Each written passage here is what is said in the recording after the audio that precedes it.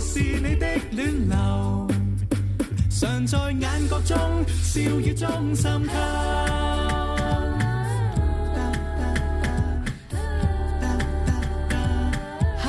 香港暖流。你個標時間嚟到早上嘅11:10啊 ，Harry 哥哥，你睇緊聽緊嘅係港台電視31同埋香港電台第5台同步直播嘅香港暖流。當然繼續陪住大家嘅有以玲同埋 Harry 哥哥啦。冇錯。咩事咁興奮啊 ，Harry 哥哥？每次咧俾你打完一下之後，我就唔記得晒想講咩。而家我記得喎，好奇怪，莫非你係魔術師？如來神掌啊！呢個係第3下啦。嗱，其實係咁樣嘅，因為咧每逢星期三咧，輪到我請你啊嘛。咁今日咧請嚟呢位朋友咧，佢啱先至係翻嚟香港嘅啫。哦，係啊，因為咧佢係一位魔術師啦。係。咁啊，因為我係即係眾人都知道我係變魔術㗎啦。咁所以咧，透過呢一個節目咧，我希望俾到一啲咧全香港冇其他一個電視節目係可以做到嘅嘢，就係為你哋。輪到我請你。為大家介紹啲咩啊？就係為大家介紹咧鮮為人知嘅一啲魔術師裏邊嘅魔術師。魔術咪住，魔術師入面嘅魔術師，即係魔術師入面有一個魔術師，你講魔術師都識嘅魔術師，連魔術師都覺得佢係魔術師嘅魔術師。咁你話即係你咪好勁先？係。其實即係因為魔術師理論上應該係知道啲魔術點變嘅，個個人都講噶嘛。係啊 ，Harry 哥哥啊，你睇大衛高柏飛知唔知佢啲魔術點變啊？咁㗎嘛。我都想問嘅，但係我唔好意思問啫。係啊，嗱咁啊，唔好問我啦，不如問我哋今日嘅嘉賓啦。佢咧就係 Henry Harris。你好 Henry。你好啊，好耐冇見。好耐，真係一段好長嘅時間啦。咁啊 Henry 咧其實係一位年青嘅魔術師啦。咁其實咧佢亦都係一位咧好多魔術師都想收埋嘅魔術秘密武器嚟嘅。收埋？點解要收埋 Henry 咧？所以我今日咧就要，我都開始唔係好明。係咯。所以我今日就要讓你出嚟。但係你就將佢擺咗出嚟喎 Henry 哥哥。嗱，點解咁講咧？因為 Henry 咧其實咧佢對於魔術嘅研發咧係好有心得。魔術研發？冇錯啦，即係話咧，佢變嘅魔術咧，就連魔術師睇到都覺得勁嘅。你見到咧，世界上有好多好犀利嘅魔術師，佢哋變嗰啲魔術變完之後，或者喺個電視又好啦，或者係視頻見到啦，其實佢哋好矛盾嘅，因為做完之後咧，佢就希望呢個世界上除咗佢，其他人做唔到。咁佢先至勁啊嘛，係咪？咁但係其實佢呢啲人咧收埋咧，後邊咧就好似以前皇帝咧有欽天監咁樣樣。係啊，就知道晒所有嘅嘢，知道晒所有秘密咁樣樣啦。所以今日 Henry 就係欽天監。Henry 其實就係魔術界裏邊嘅欽天監。但係咁喎，你又收唔到你個名㗎喎，因為你亦都係國際知名嗰度弊喎。係啊，你又代表香港攞過幾個獎係咪啊？嗱 Henry 啊，不如咁啦，你就同我哋介紹下你攞過啲咩獎先啦，因為等大家都知道下。哇，回憶下先，真係要回憶㗎。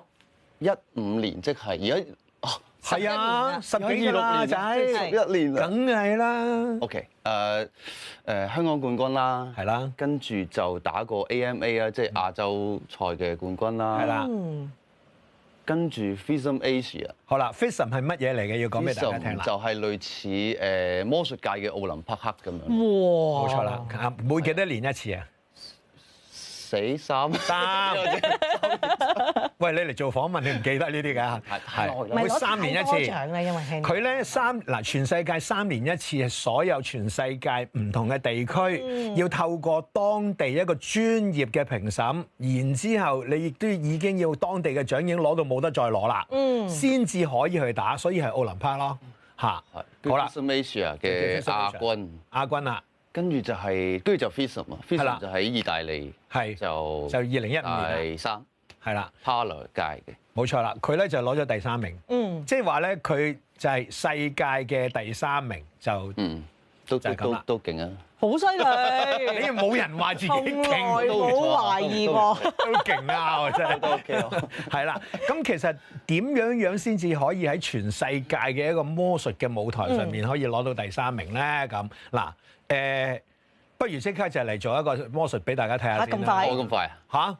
我係㗎，突擊㗎嘛。你哋3名嚟㗎。我哋嘅反應都係一樣嚇咁快。先做一個魔術，然後我哋繼續傾偈。好。因為咧，正所謂露兩手俾大家睇下 Henry 即係要吸引咗大家先係嘛？嗱，不過咁我要提一提大家先啊，因為 Henry 咧今日所演嘅所有魔術咧，都係佢嘅發明嚟嘅。哦。係啦，嗱呢一樣嘢要講清楚先。係啦，即係話咧，其實如果你就算見到嘅話，都係有啲特別嘅方式係由佢去即係教你啊，或者係發啊諗出嚟啊，係。咁開始㗎咯喎。係好。咁啊，頭先我哋傾偈都有傾過 AI 呢個問題啦。係啊，我哋人工智能啦。係啊。咁其實而家好多即係咧，我哋變魔術越嚟越難啊。因為嗰啲 AI 啊，嗰啲好黐線啊，即係已經係魔術嚟㗎啦。我琴日先要執個圖咧，問 AI， 10秒搞掂，好爽。哦。咁所以咧，我哋要 take advantage of 呢樣嘢。係啊。即係例如你而家好多嘢，例如你想買嘢啊，手機好快咁啊。例如啊。甚至我唔使去網站，可能問 Siri 都得。例如我要支筆啦，Siri 我要支筆，係，我即刻問咯。就問個人工智能啦。係嘛？zoom 唔 zoom 近到啊？係，可以咁樣。Siri 係知我會諗要一支筆。係啦。睇到啦，呢個睇到啦。係啊。已經有一支筆喺度啦。係，但係如果你想攞出嚟一支書咧，咁就可以攞出嚟。所以即係 Siri 係。所以人工智能呢啲同埋 AI 已經去到一個魔術嘅高才係。好啦，嗱，剛才不是一個靜止畫面，我係呆咗㗎。係啊。嚇？點解又突然之間變咗支筆出嚟㗎？係啊，嗱，仲有喎。我哋其實頭先真係講緊呢一個話題嘅喎，係啊，因為 AI 咧而家近排咧好多人咧係以靈會專係佢玩1個鐘頭㗎啦呢度，我哋繼續傾偈得㗎，係啦，咁咧就人工智能呢樣嘢咧，好多人都話咧佢係會取代咗好多嘅工種，係啊，就話咧所有嘅白領啦，有呢一個3/4嘅呢一個嘅工作咧都會冇咗啦，等等啊，咁但係咧魔術又喺呢一個咁嘅層面上邊嚟講，又點樣去演繹咧？會唔會受到影響？會唔會受到影響咧？咩都做到啦，好似你話齋嗱，頭先咁樣都已經做到啦。係啊，咁其實會唔會哇魔術師都唔使變啦咁？我覺得係有啲影響嘅。有啊，例如即係早可能幾年咧，就開始流行視頻魔術啊。係啦，即係你睇 IG、睇 Facebook 啲好多啊，碌好多魔術啦，係咪？係啊。啱啱有嘅時候咧，都仲幾過癮喎。係啊。咁但係耐咗之後，你到而家有 AI 咧，其實我哋係嘛可能4條片已經有一條係 AI。咁冇錯。哇！嗰啲好似仲好睇喎。唔係個問題而家真係救嗰隻狐狸嗰啲。係嗰啲已經唔係狐狸。即係娛樂性嚟講啊，即係魔術。首先係鏡頭已經可能會弱咗一啲，因為你始終好似嚟講先，你咁樣睇先最好睇㗎嘛，即係先最感受到哇嗰種感覺。係。頭先咧，其實睇嗰個畫面，咪就係拍咗落嚟，就將佢係成為一條片咯。變咗 digital。好啦，但係個問題喺呢度啦，就係如果頭先嗰條片放咗喺度咧，其實流量會差㗎，因為佢唔夠神奇㗎。係啊，因為大把除咗 AI 啫嘛，嗱一睇就除咗 AI 啫嘛。因為啲人覺得會係後期製作啊。係啊，係完全後期製作。而家後期製作直情係已經係成套大嘅片都已經出到㗎啦嘛。係啊，成套電影咁樣都做到㗎嘛。好啦，喺咁嘅情況底下，其實以玲頭先嗰種感，以玲其實都好多時候會睇，即係喺網上面睇嘢啊。係。咁頭先嗰種感覺同埋你喺網上面睇到啲好勁嘅嘢有冇分別㗎？嗱，因為咧現場睇魔術有一樣嘢好咧，就係真嘅，你係會好想去拆解佢當中有啲乜嘢嘅玄機啦、機關啦，因為佢真係喺你面前嗰度由冇變到有，係啦，發生出嚟。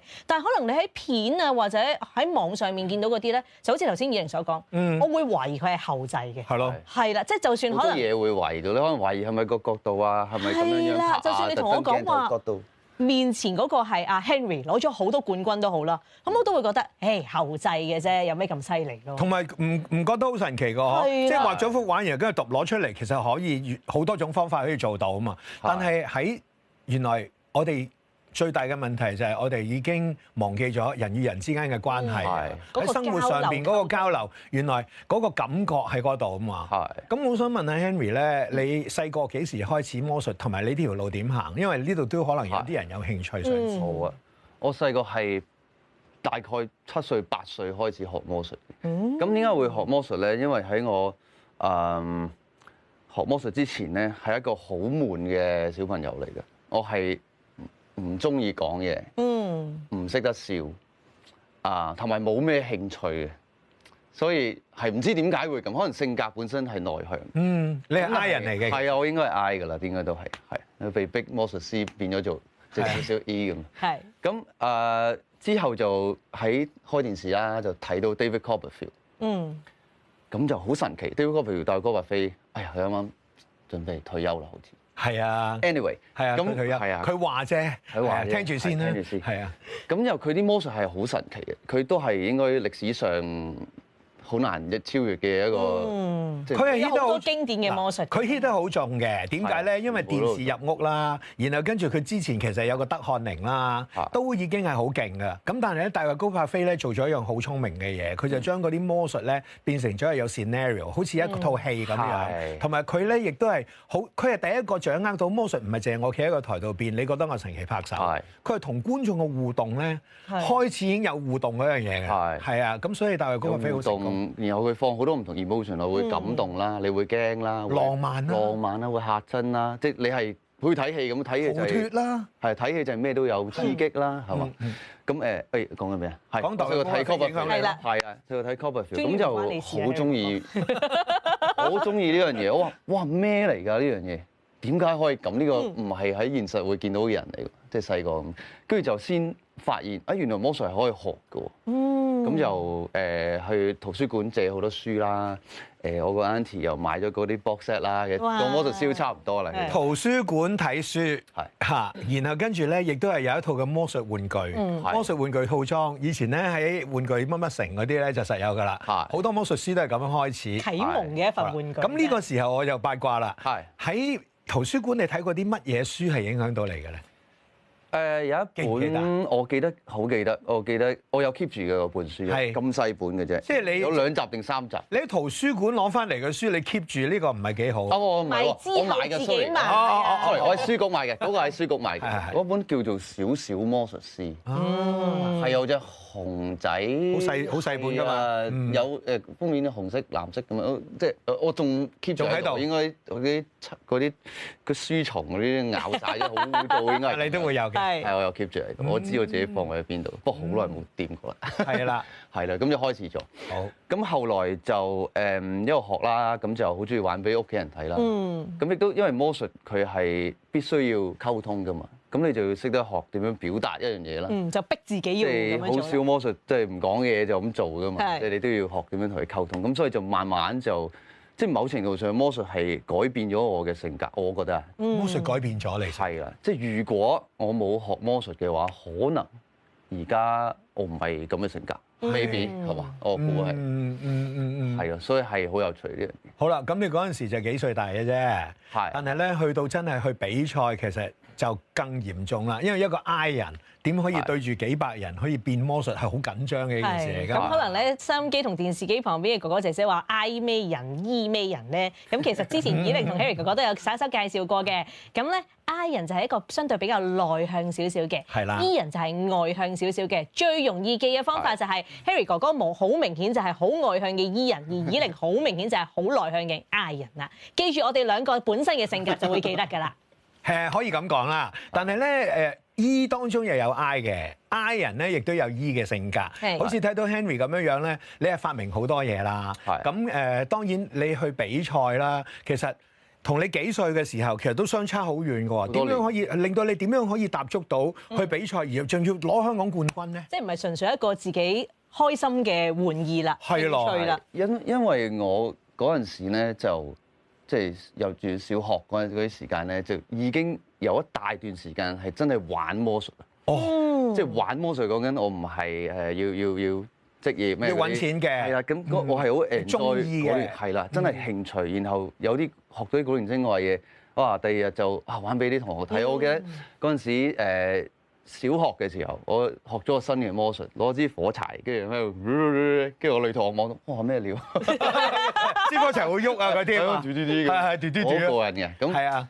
仲有咩咧？仲有嗰啲牙籤咁彈，係跳嗰啲，係好正。其實而家諗翻嗰啲係好正嘅魔術。唔係諗翻你嗰陣時，你係未嗱好多人咧就會學魔術追女仔，但係你係未愛嚟追女仔，但係已經追到女仔咯，即係話。因為啲但係你追到都唔知啦，追到都唔知啊，係咪啊？我太着迷喺嗰個魔術嗰個神奇嗰個感覺。係啊，即係其實因為係 Copperfield 影響嘅，因為佢嘅魔術就係好神奇。咁變咗我係因為呢樣嘢所以中意魔術。咁有啲人唔係啊，有啲人可能覺得魔術好好玩，好娛樂，而中意噶嘛。咁可能佢後面嘅路就會變咗，可能搞笑啲或者係 fun 啲。咁但係我係因為嗰個哇好神奇，兩支牙籤冇錯，冇即係乜都冇㗎嘛。係啊，乜都冇嘅，即係然後你咁樣等喺度會自己跳。其實真係好神奇，係咪就係嗰本書仔教㗎？我唔係好記得，好似係有個同學。通常咧嗰啲魔術書仔咧就會教啲魔術啦，跟住你就覺得佢呃錢啦，其實做唔到啦。直至到突然之間有一日咧，你見到有個人真係做嗰個魔術咧，你就知道唔係呃人㗎啦。哇，堅㗎喎！哦，原來做到㗎。係啊。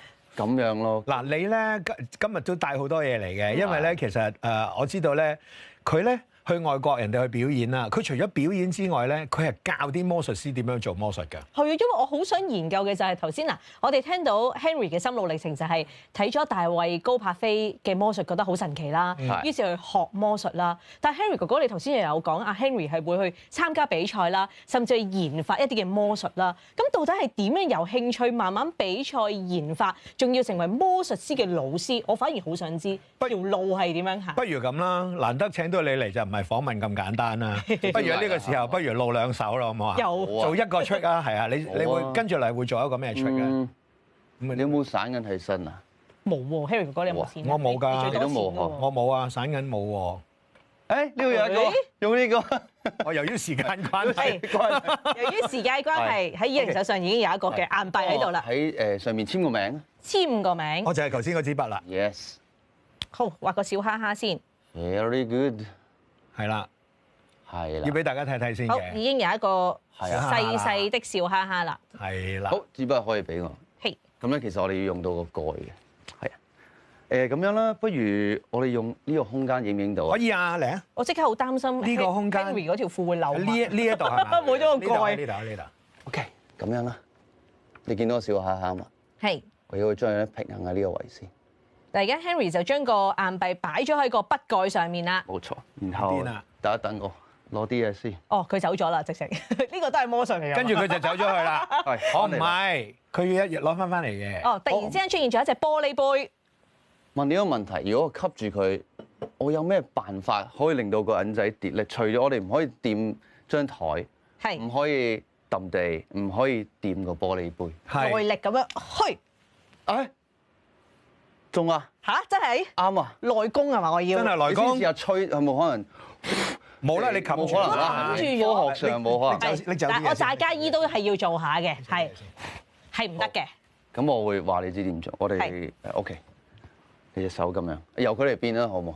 佢得唔得㗎？應該得嘅，係好有潛質嘅。如果呢個，不過佢應該都得㗎，佢係啊。如果呢個魔術 fail 咧，咁係佢嘅問題。係佢嘅問題，係你嘅潛質問題啦。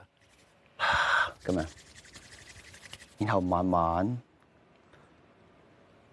feel 下合埋個拳頭，有冇嘢發生？冇喎，乜都冇喎。咩都冇，係合理嘅。咁即係我因為係冇噶嘛，咩話？正常嘅，你冇發生。我係正常嘅，但係因為你要諗住先得嘅。哦，要諗住。係，我要諗幻想你可以 control 嗰個 coin。哦，好。係啊，然後又靠你個。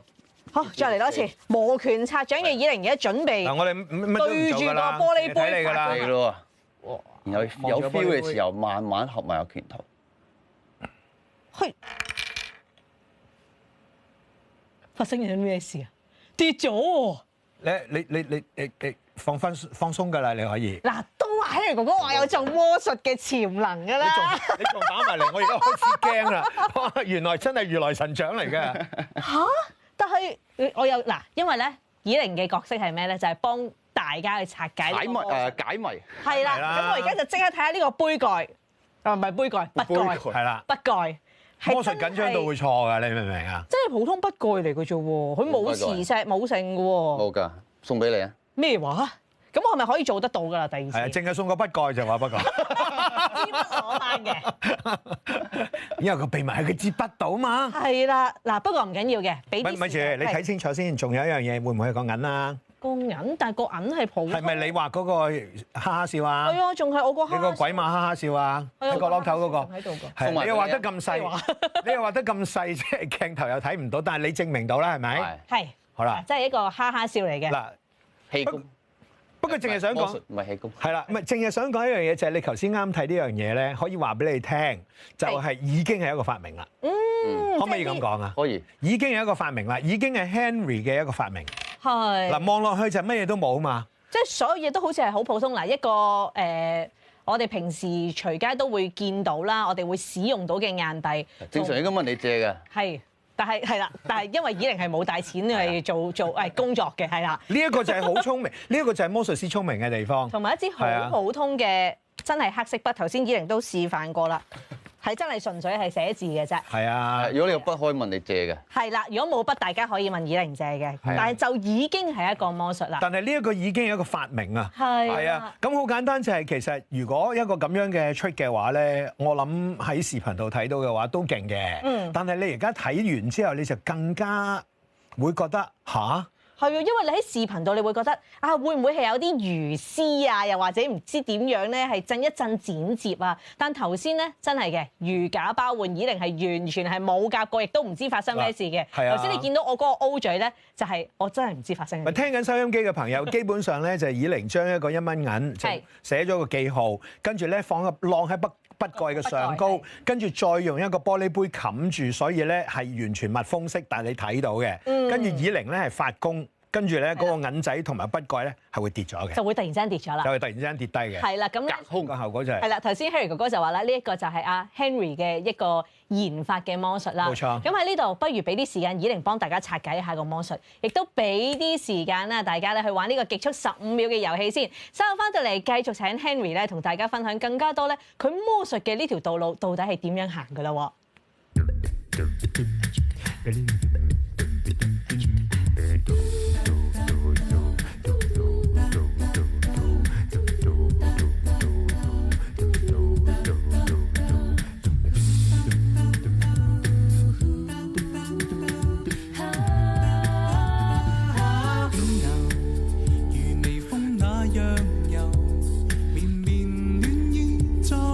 中透，誰挽我手，內心地牽引，共跨歲月河流。短流何愁轉瞬白頭，仍然意外沒歇息地流。無悔這一生付出着所有，用心奏着這動人節奏。是你的戀流，擦身期望與夢情懷未夠，浪起浪還退，但你的慈愛常在眼角中，笑語中滲透。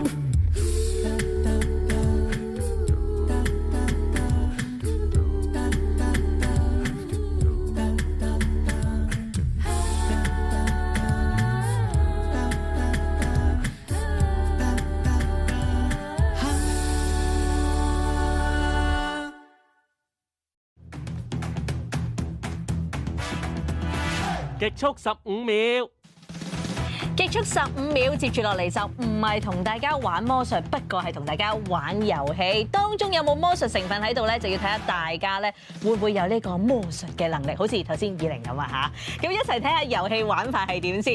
遊戲玩法相當簡單，喺以玲手上就有 A 信封同 B 信封。稍後兩位嘅聽眾觀眾咧就要喺兩個信封入面2揀1，然之後喺15秒之內啦，盡快講得出最多同問題相關嘅詞語。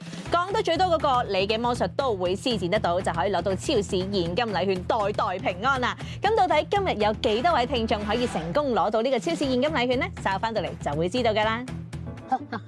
你估下我係邊個？我唔係自在組成嘅陳永業，我中意聽戲曲天地，咁啊但係唔代表我係戲曲天地嘅節目主持人喎，我就係介乎於兩個節目中間，香港暖流嘅節目主持人鄧添樂啦。嗱，我好中意笑，好中意講嘢，好想將呢份歡樂咧分享俾你哋。逢星期1至5早上10點鐘到1點鐘，香港暖流有訪問、有歌聽、有遊戲玩，仲可以打嚟1872312同我傾下偈。到時見啦！電話旁邊咧已經有我哋嘅聽眾觀眾喺度啦。第一位就係陳女士啊，陳女士你好。係早晨啊！早晨啊，陳女士。咁以玲手上就有 A 順豐同 B 順豐，你會想揀邊個順豐咧？B 順豐 B 順豐冇問題嘅。之前有冇玩過啊，陳女士？有啊。有啊，咁就有經驗，應該今次會更加得心應手噶咯。平時中唔中意做一啲運動㗎，陳女士？中意嘅。中意嘅，咁你呢一個嘅愛好可能幫到你手啊嚇！喺15秒之內啦，請你盡快講得出最多球類運動嘅名稱。3、2、1，開始。羽毛球、網球、乒乓波球、排球、足球、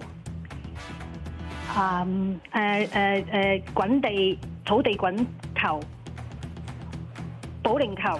夠鐘。喺咧呢個鏡頭以外咧 ，Harry 哥哥係不停好努力咁嘗試俾緊好多 tips 嘅，但係我係唔會望佢嘅，係啦。咁咧而我哋電話旁邊咧，亦都有另外一位嘅聽眾觀眾準備玩我哋嘅遊戲，就係梁女士啊，梁女士你好。係，早晨梁女士。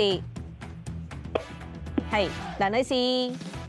哦，可能梁女士咧，而家個電話暫時有一啲線路上面嘅問題，咁我哋請同事咧盡快聯絡翻佢啊。咁其實咧呢個極速15秒嘅遊戲真係唔容易玩嘅，因為頭先陳女士咧佢講球類運動嘅名稱，佢都講咗一個乒乓波球啊。咁乒乓波原本就係一個波，再加埋個球，乒乓波球係咪有2個波喺度咧？咁呢啲就要交翻俾我哋同事咧去決定啦。梁女士好似翻嚟啦，係咪咧？梁女士你好。哦，何女士你好。係何女士，唔該你啊。係你好，何女士。嗱，咁以玲手上咧就得翻 A 順豐啫，一齊睇下 A 順豐嘅問題係啲咩咯喎。係。好。喂，何女士聽唔聽得清楚？聽到啦，聽到啦。係。嗱，何女士，你嘅問題係咁嘅，平時中唔中意聽下啲歌啊，又或者玩下樂器咁啊？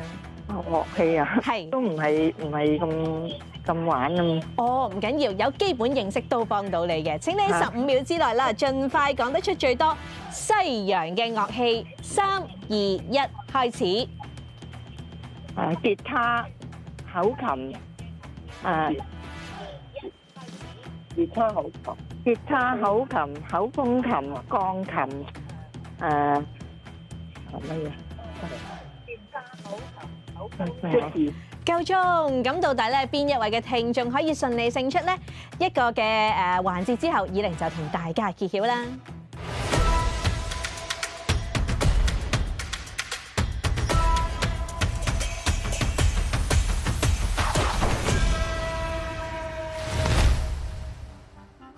師傅，衫我有啦，弓我都有啦，我要射箭啊！箭呢？你咁心急嘅，我俾呢支箭你啦。但係呢支係箭嚟嘅咩？個頭咁樣嘅，你唔好呃我喎。咁你真係有眼不識泰山啦！箭係有好多種嘅。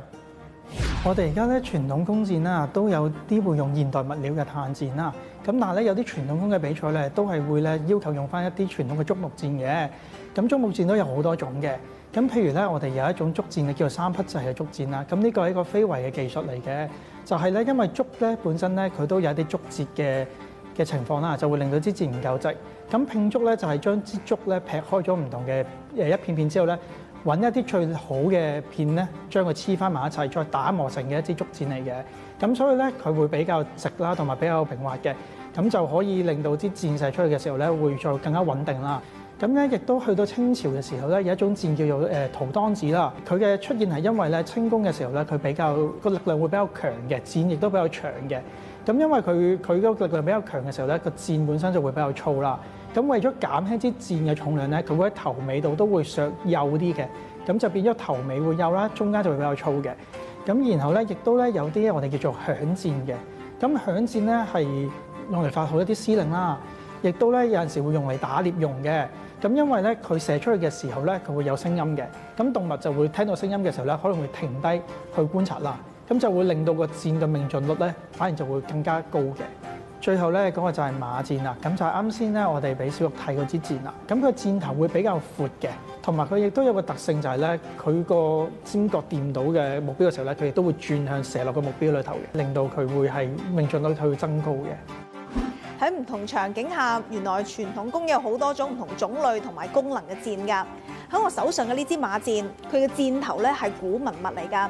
雖然而家我哋唔可以再用，但好有收藏價值啊！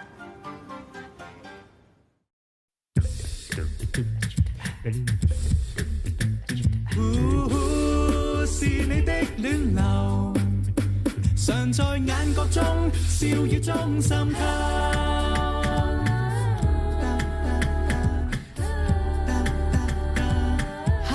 香港暖流。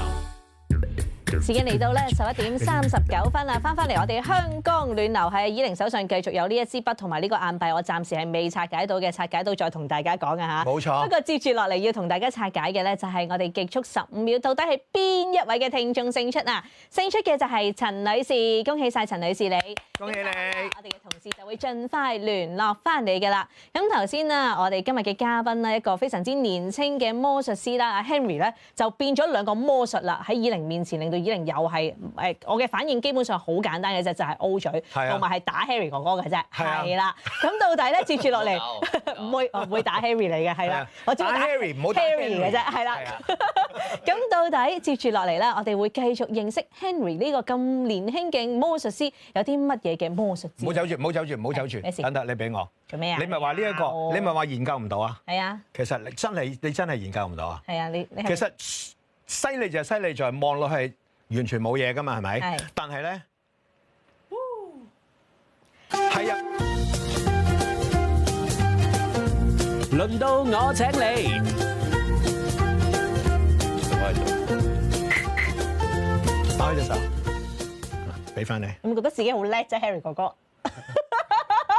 所以咧，魔術呢一樣嘢，所以魔術呢一樣嘢咧，其實咧就係個個人都有嘅，係啊，咁樣樣咯。咁但係未研究到。但係咧，今日咧請嚟呢一位咧 Henry 咧，我覺得係香港即係唔單止係香港魔術界咯，你係一個即係收得好密嘅一個秘密嚟嘅，香港嘅一個榮耀嚟嘅。因為咧攞到呢一個獎唔簡單啦嚇，攞到國際獎唔簡單咧，因為你攞咗呢一個嘅國際獎之後咧，亦都全世界有好多嘅魔術師咧就好中意你啦。而你咧亦都唔係淨係去表演咁簡單，因為你咧亦都係好願意將自己一啲嘅秘密咧分享俾大家，甚至乎係將佢成為一啲嘅產品喎。我覺得好難得嘅呢一樣嘢，自己研發咗一啲嘅秘密，肯同其他人分享，而唔係自己呢個咧我自己要擺喺個心入邊咧做表演，我唔會同其他人分享嘅。呢個同我哋以前好唔同咯。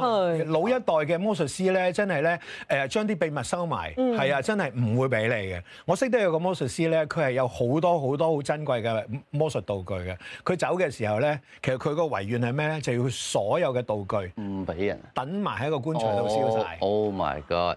哦，即係要陪佢去第二個陪葬啊！啲秘密一齊入，要陪葬咁樣，其實都幾即係就同我哋而家咧，即係嘅年青一代魔術師好唔同咯。係乜嘢驅使你會咁樣做咧 ，Henry？呢個其實係我好細個已經有嘅一個夢想嚟。因為我細個咁玩，即係好細個玩魔術啦。咁你知細個就好，即係硬係有個心態，我要特別啲嘢，我要同人唔同，我要自己發明啲嘢。咁細個諗嗰啲就好垃圾㗎啦，當然。咁以為自己發明，但係一直都會嘗試即係放啲諗法喺啲魔術度啊，點樣改啊，無論係台詞啊、個 idea 原理啊，好多嘢我哋會諗點樣可以特別啲。因為如果你冇呢個心態咧，其實你就變成咗一個好似倒模出嚟嘅魔術師，即係個個都係一樣做一樣嘅魔術，一樣嘅樣，都係着差唔多嘅衫。係啊，就會倒模咁樣。係，咁所以我就好想多啲創意喺嗰度走呢條路。你頭先講細個啫，而家講翻正好簡單。2026年啱啱先3月啫，係喺過去嗰幾個月咧，你已經去咗俄亥俄州一個咧，全個美加好出名嘅一個好大型嘅一個魔術會啦。你喺嗰度係俾咗一個 lecture 啦，係啊，即係一個即係做老師講書，做老師講書咁樣樣㗎啦。咁另外咧，半講書半表演啦，係啊，我都睇咗好精彩嘅。咁另外就係喺黑池啦，英國黑池咧，呢個亦都係有好多年歷史啊，好似有成100年歷史嘅一個嘅魔術大會啦嚇。咁你亦都係過咗去嗰邊啦。好啦，我想問下你，你去到呢啲嘅大會，我哋好多哥哥姐姐真係唔知嘅，去到呢啲地方你係做啲乜嘅咧？先講美國嗰度啦，嗰個係1月好似係嗰2個月啫。係啦，記得啦。Magi Fest 咁就係一個呢個叫魔術節啦，搞嘅一個魔術大會。咁其實魔術大會係咩咧？就係會有一班魔術師去參加，即係魔術發燒友去參加。咁嗰度會有好多大師嘅 lecture 啊、嘅 show 啊，每晚都有加拉 show 啊咁樣樣。咁但係Magic Fest 我都係第一次去。你就係大師班喎，係啦，你就係大師啦，你已經係大師嚟㗎啦。其中一個大師。係啊，佢全世界最出名嘅做啲咩咧？就係扭計骰。係啊！如果你有睇到咩全美一丁大賽咧，仲有一個扭計骰攞獎嗰個咧，其實都係用緊佢嘅魔術。係啊，咁咯。咁所以我就好想問啊，你喺大師班裏邊其實係做啲乜嘅咧？同埋接觸呢啲係咩人嚟嘅咧？其實就係有一班魔術師會聽你嘅 lecture。咁呢個 lecture 就係一個講座啦。咁就會即係例如我咁樣，我會 share 我嘅一啲魔術發明咯。係啊。咁因為其實魔術發明喺魔術圈入面係好有需求嘅，因為我當有個魔術師要上節目，佢都要內容㗎，即係佢亦都唔可以變啲咁普通嘅嘢，即係要啲新嘅嘢。係，所以其實成個 market 係其實好似即係歌手咁啊，即係歌手有唱歌嘅人，有歌唱者啦，有歌手，但係都有作曲嘅，有作詞，有唔同崗位。係啦，咁你幻想冇咗作曲作詞，其實就冇歌唱，大家都係冇新歌咯。係，大家都係唱嚟唱去嗰幾首，都係嗰幾首，咁就冇回事。一定要不停有新歌，所以都會有人係負責創作。魔術都係一樣。你如果即係其實每日啊都有新嘅魔術發明緊出嚟嘅，係咪？即係唔係我下邊即係世界各地，因為有即係魔術就係會不斷創新嘅一樣嘢，係不斷追求新嘅嘢，係。even 呢個魔術都係㗎，即係頭先筆同埋眼。佢有個古仔㗎，呢個魔術。係啊，因為喺幾多年前，9年前，啱啱攞獎之後就有一堆訪問，即係上過一個電視就係又係玩呢個魔術，但係嗰個係初版嚟㗎。係嗰個係10年前你已經有一個初版啦，已經係你發明㗎啦。係啦，咁呢個就係哇，即係都9年後嘅 version 係最。你睇下佢呢個係進階版嚟。佢有個好得意嘅手勢嘅。佢咧一路研發一樣嘢咧，一段好長嘅時間嘅，要幾年啦，或者甚至乎佢頭先講10年啦。但係去到某一個位咧，佢會有一個動作嘅，就係佢，即係佢出呢個咧，就即係話 work 啦，終於係 work 啦。Beautiful，係咪啊？係啦，咁樣咯。咁所以我好想問你啦，你喺呢個時候，你覺唔覺得其實魔術師已經再唔係淨係表演咁簡單？即係如果我係有好多 idea，我係咪可以出產品？其實夠唔夠個 market 係咪夠大，可以養到我嘅咧？我覺得係夠嘅，但係我哋都其實都一直都有留意個 market 咧，其實係一路變緊嘅。即係例如今年嘅 Blackpool，即係啱啱講英國嗰個大會咧，係咯，係多咗好多dealers， 即係多咗賣嘢嘅人，係啦，但係人數係一樣喎，即係多咗人入行去係啦，製作道具啦，係啦，咁所以咧，如果一個唔小心咧，就可能就會輸噶咯喎，即係話多咗人揾呢一個錢啦。嗱，好得意啊嚇！以前做魔術師就係嗰個錢點揾咧？就係我識魔術啦，咁你咪請我去表演咯。主要就係表演啦，再唔係就係教魔術啦咁嚇咁樣樣噶嘛。但係而家唔係喎，原來出產品嘅人好多喎，係啊，咁即係話好多人會買呢啲產品啊。係啊，係啊，係啊。咁，但係唔係喎？你話都係差唔多啫，買就係差唔多咁大班人，但係好多人出產品。咁因為人數係一樣，人數一樣，係啦，邊參加者一樣。參加者一樣，多咗人擺檔 competitive 會多咗噶嘛？係。不過 anyway 呢個唔重要。喂，咁代唔代表魔術？咁代唔代表其實識魔術嘅人多咗？又或者係代唔代表而家啲人諗嘢係叻咗咧？我覺得因為魔術即係話要做一啲人諗唔到嘅嘢噶嘛。而家已經越嚟越難㗎啦。叻嘅人越嚟越叻，係渣嘅人越嚟越渣。哦。分野越嚟越大。係啊，即係頭先你話 AI 會唔會取代魔術師呢個問題咧？其實我會覺得魔術師被取代咧，唔係因為 AI 咯，係因為佢哋唔夠創意，然後俾其他 entertainment 取代。你呢一句説話咧，我諗係今日我哋訪問嘅一個好緊要嘅可圈可點嘅一句，就係原來我哋唔係俾 AI 取代，係我哋人類唔夠創意，係而俾其他嘅娛樂可能就沖走咗啦。係啊，咁點樣先至可以多啲創意啊？係咪睇我頭先講你有個 concept 就係唔好諗住即係例如咧，即係有個 prop 你買翻嚟照咁樣做啦。係咯。係啊，即係例如你聽咗學友嘅，跟住佢唱啦。你要有多啲創意喺入面去改。創意咧就萬變不離其宗嘅。你想問翻一樣嘢，因為呢度除咗中意玩魔術或者係睇魔術咧，有啲人想學㗎嘛。點樣先可以咁叻，好似 Henry 咁樣攞到獎咧？其實你由呢一個香港嘅舞台攞咗冠軍，然後跟住去到攞到呢一個國際嘅獎項咧，其實中間有冇啲咩改變咗啊？你又或者可唔可以講俾大家聽，你嗰個魔術嘅表演裏邊係有啲乜嘢咧？你講緊個比賽嗰度？冇錯啦！嗱，第一樣嘢就係你個改變啦，嚇，因為你一路要提升自己噶嘛，你去打奧林匹克喎，我喺香港攞個冠軍，同埋喺亞洲攞個冠軍，唔同噶喎個水準。係啊，其實每次比賽都學到新嘅嘢。即係例如我記得我打 FISM Asia 亞洲賽嘅時候，咁因為我已經學到一個概念，就係 OK， 我要放鬆嘅，即係我唔可以好 tense 咁樣去表演，因為我要 relax，啲觀眾先會 relax，係啊。咁同埋第二樣嘢就係我有一樣嘢學到就係我唔會去聽我之前表演嗰個做成點。好啦，我當你聽到佢，哇，好勁喎，哇 ，standing ovation 喎，全部人企晒起身拍手，咁我咪協係咪？咁我就會係嘛，即係會影響到自己啦。咁好啦，我當佢做得好差嘅，啲人冇乜反應，你覺得哇好正喎，我應該一定勁過佢，但其實唔會噶嘛，因為你準備嘅內容就係咁。你倒不如就將個思想 focus 翻喺自己嗰個 delivery 嗰個演繹嗰度，成個 act 係啊，諗住我一陣間要點樣好好表現，即係係啊，諗佢係一個表現咯，因為你嗰刻你唔會突然間 high 咗會勁咗噶嘛，冇錯，你點 high 你個內容都係咁嘅啫，係，咁所以你就要倒不如專心，我已經準備好係咁噶啦，咁將佢掉出去，然後我用我嘅最舒服嘅狀態去表演俾大家睇，係啊，然後你個目標就係 OK， 我希望有個好好嘅表演送到俾你就夠啦，其他嘅嘢交俾評判，唔好諗呢樣嘢，充分做好自己就得啦。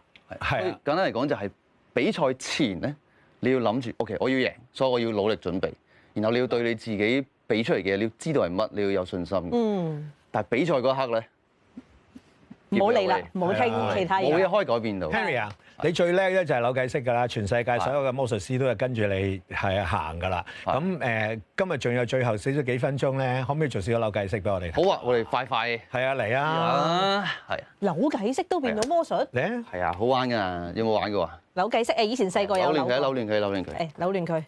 你呢個我最叻嘅，係扭翻。扭亂就得。扭亂係好叻嘅，通常都難啲。扭翻正就我永遠都唔得嘅。Very good。好，然後我哋仲需要咧紙袋嘅。但係你想唔想扭一扭我個？好啊。可能俾 Harry 又扭下。睇下有冇機關啊嘛，因為以玲嘅角色就係咁噶啦。係冇錯。紙袋。camera 喺邊？呢度。好，拎住呢個。一個紙袋，有條藍色嘅紙袋。然後我想你打開個紙袋。打開個紙袋。係啦。入邊係咩都冇嘅。係啦。都亂得幾緊要。OK，very good。然後 OK， 好。一個係我嘅 ，OK。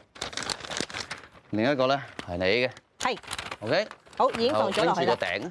封住個頂。係啊，咁我哋玩一個遊戲好簡單，我會教你點樣做。睇住喎。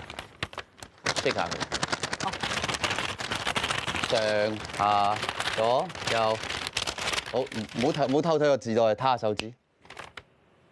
OK， 做一個動作。做足晒㗎啦，真係。我先睇住喎。如果你做足所有動作咧，頭先你兩個都扭亂過㗎嘛。係。理論上咧，佢會還原。個扭計骰咧係會還原咗嘅。還原？6面都還原晒。嚇！可以用呢個方法㗎，原來唔使自己扭嘅。但係咧，最神奇係咩？如果你都做到咧，呢個係 amazing。咁就神奇啦。同頭先嗰個氣功一樣。我好緊張。你扭亂過㗎嘛？佢真係，好神奇喎呢件事。我好緊張，如果攞出嚟係唔亂嘅咁。得啦 ，Harry 哥哥，我可以出道啦。因為你睇下以玲啱啱咧嗰個扭亂咗嘅扭計骰，我係乜都冇做過嘅，只係跟咧頭先阿 Henry 咁樣做咗一啲嘅動作啦。我嘅扭計骰，你唔使講翻㗎啦，所有人睇到。你喺度講翻個口述啊？係咁啊係，收音機嘅聽眾聽唔到。知我喺度做緊咩嘅？係啊。而家呢個扭計骰就真係原本還原翻個形狀啦。不過今日你做得太好啊，所以咧我有份禮物送俾你。嚇！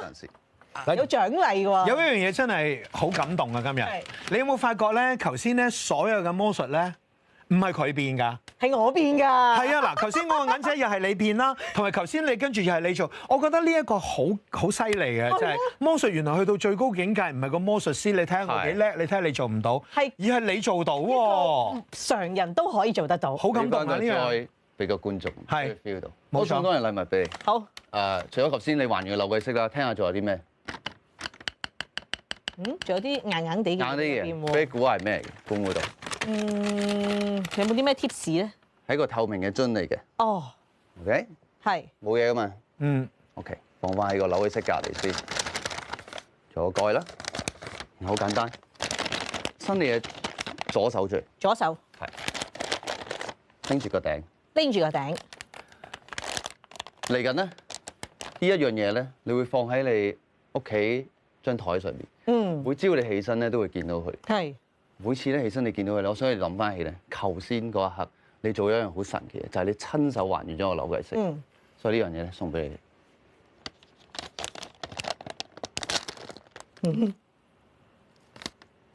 聽下。咦？隻手俾我。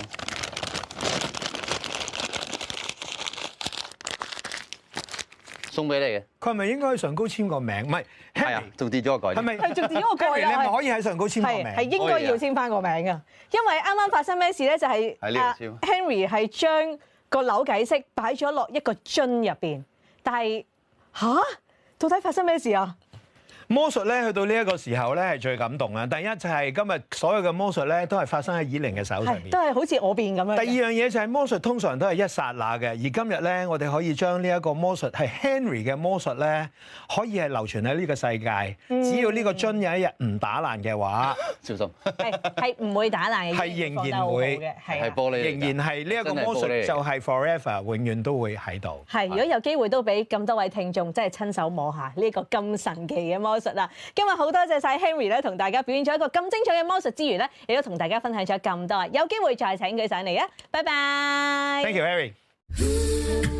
香港暖流嘅視像直播即將結束，稍後可以喺香港電台網上廣播站視像重溫。請繼續收聽 AM 783香港電台第5台香港暖流嘅電台直播。